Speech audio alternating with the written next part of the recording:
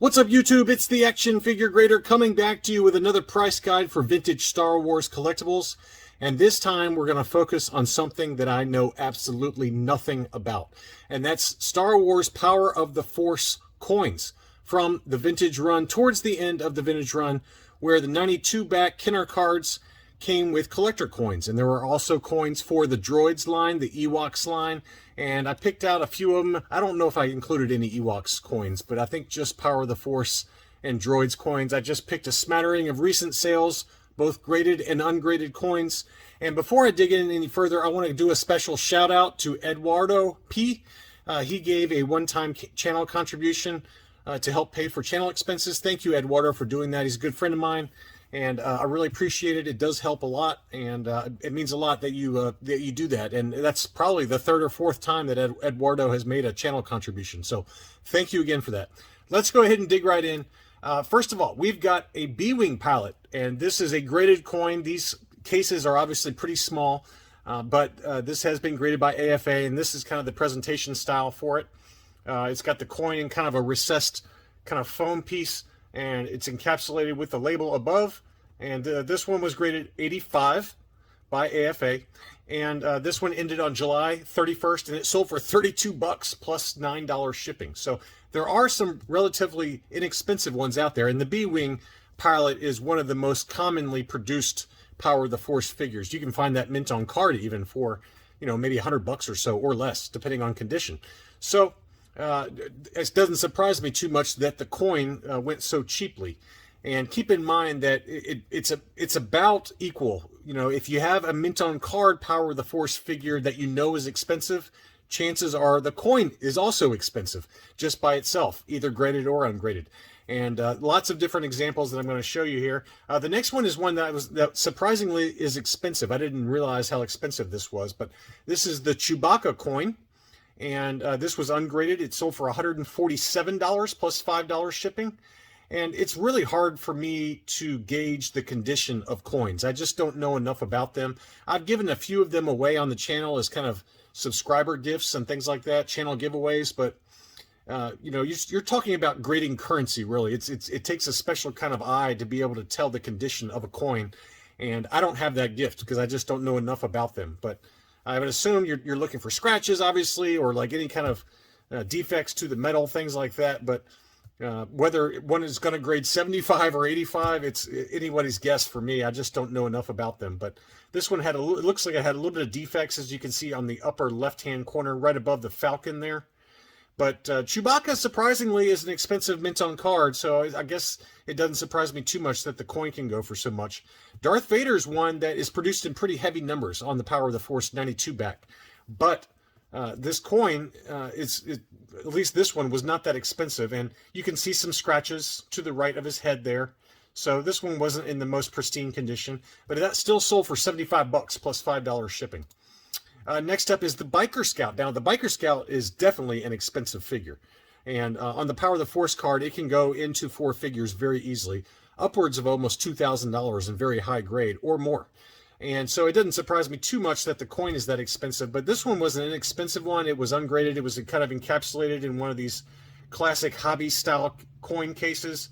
And the coin itself looks pretty good. Maybe it's just some minor defects to it, but a pretty cool coin. That one sold for $63, but this one was graded, and this one was graded 80 plus by AFA. That one sold for $182.50.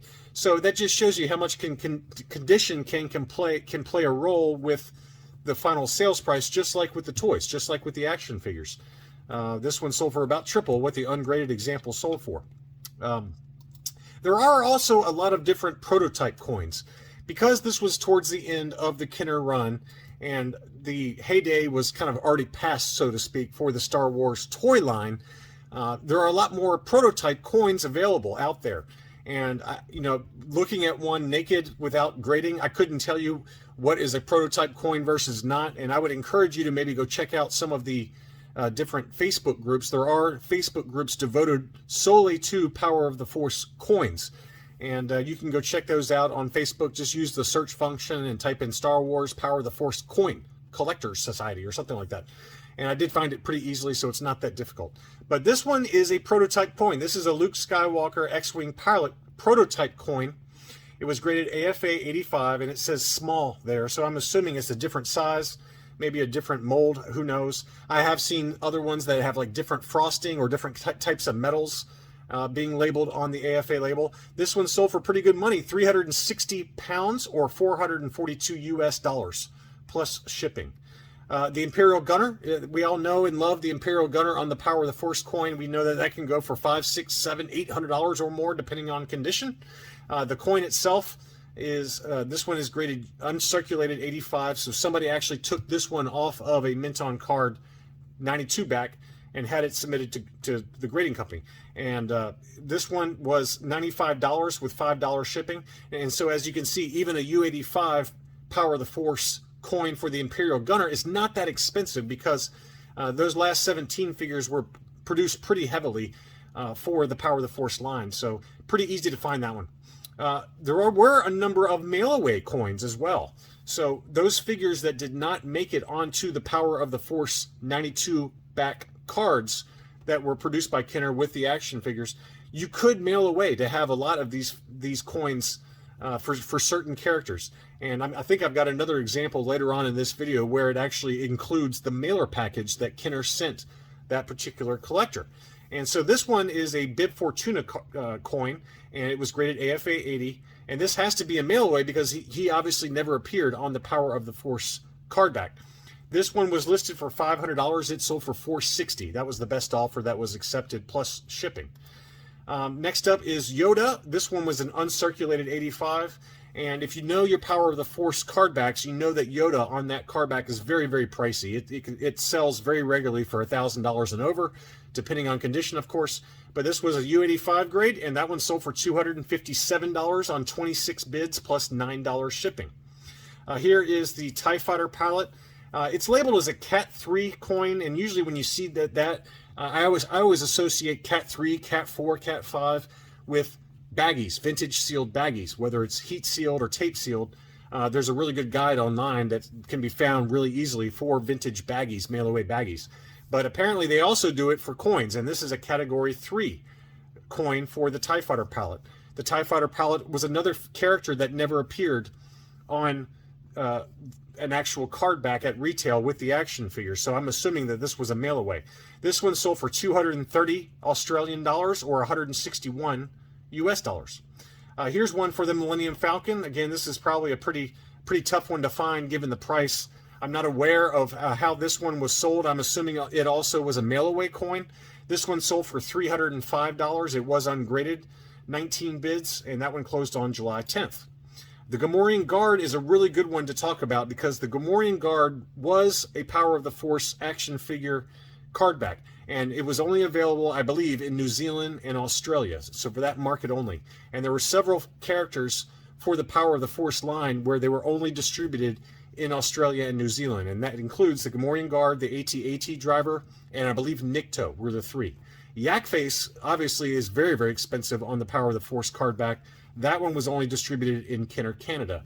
So this coin was ungraded, but it still sold for big money, $255 plus shipping.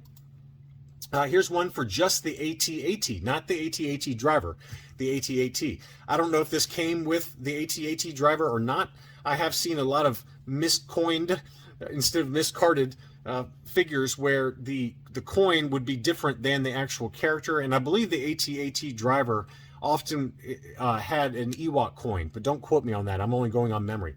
Again, you're talking to somebody who does not collect coins. I don't have a single coin in my collection, but I did get several requests from subscribers to kind of talk about current prices, so that's what I'm doing here. But anyway, this is the AT-AT, and it was graded AFA 85. That one was listed for $995. It sold for $750. That was the best offer that was accepted. I'm assuming that's the one that was supposed to be packed in with the driver, but who knows? Greedo is another character that was not produced with the Power of the Force card back.